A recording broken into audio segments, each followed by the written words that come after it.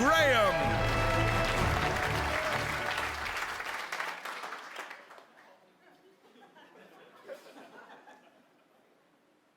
Thanks. You know, when I was younger, I used to write a lot of poetry. But now I think people can just go fuck themselves. I read that on a Lululemon bag.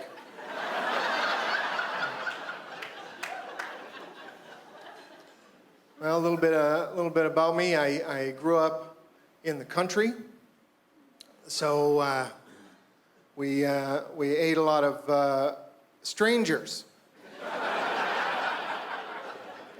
So I recently found a Hitler record.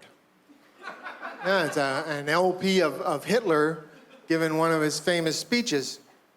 And oh man, it really is true what they say. Vinyl really does have a much warmer sound. Yeah. So I recently discovered that my wife is Chinese, which is awesome. Answers a lot of questions, especially about the kids. But to be fair to me, she does not speak Chinese, and she does wear sunglasses a lot of the time.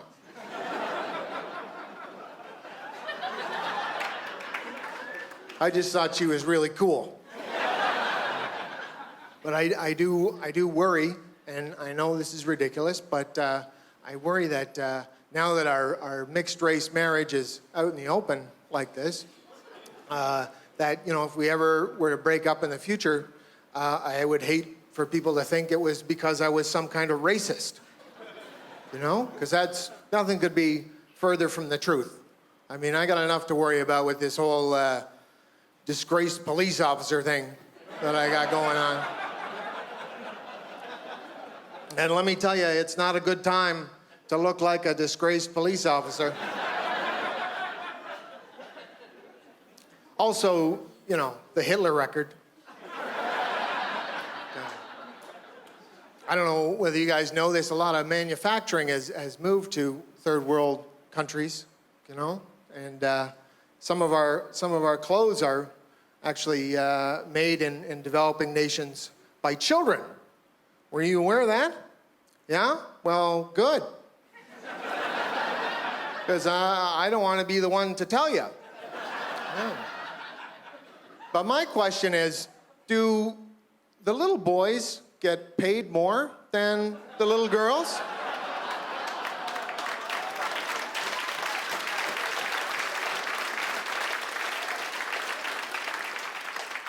Because I think if they're paid equally, that's actually pretty progressive. They say clothes make the man, children make the clothes. It's all very confusing. I don't know what the answer is. You know, I can't afford a lot of expensive clothing, especially not the free-range stuff. But I still wish that my name was George, just so it would already be printed on the back of all my shirts. That's right, that's a Walmart joke. And if you didn't get that joke, good for you.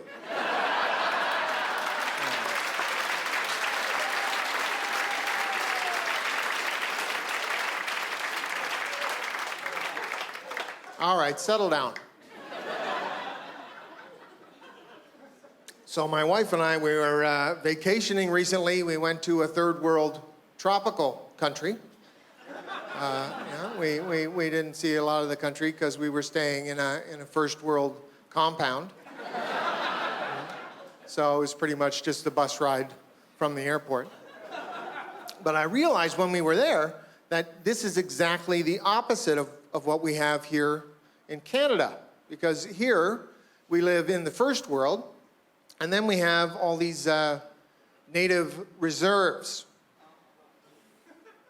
I know, it really sounded like there was gonna be a joke there.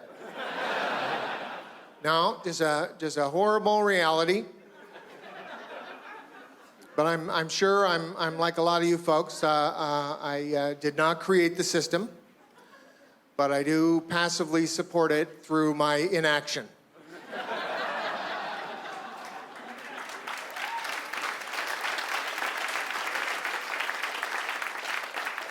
I don't know how you're going to feel about this then.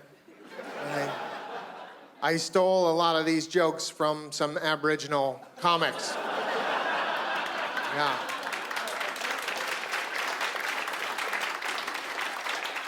You know, it started out, it was just jokes about natural resources. But now I pretty much steal whatever I want.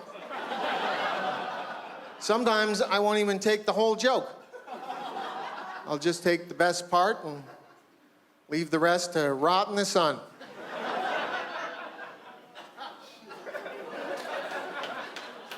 Guys, that's a allegory for colonialism. But I almost feel like if people don't see that, then me using the words allegory and colonialism probably aren't going to be a big help. I'm just going to go.